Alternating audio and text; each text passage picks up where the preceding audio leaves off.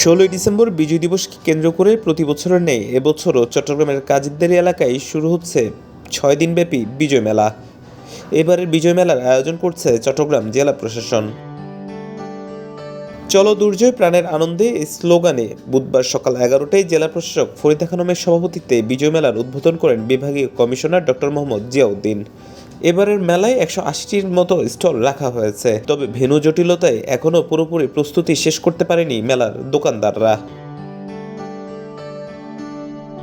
জেলা প্রশাসনের সূত্রে জানা যায়, অন্যান্য বছরগুলোতে মাসব্যাপী মেলা চললেও এবছরের বিজয়ের 53 বছর পূর্তিতে অন্তর্ভুক্তিমূলক সমাজ বিনির্মাণের লক্ষ্যে এবারের বিজয় মেলা চলবে 6 দিন। 52-এর ভাষা আন্দোলন, 69-এর গণ অভ্যুত্থান, 71-এর মুক্তিযুদ্ধ, 90-এর গণ অভ্যুত্থান ও 24-এর ছাত্র জনতার গণ অভ্যুত্থানের মূল্যবোধকে সামনে রেখে 6 দিনব্যাপী এ মেলায় থাকছে নানান আয়োজন।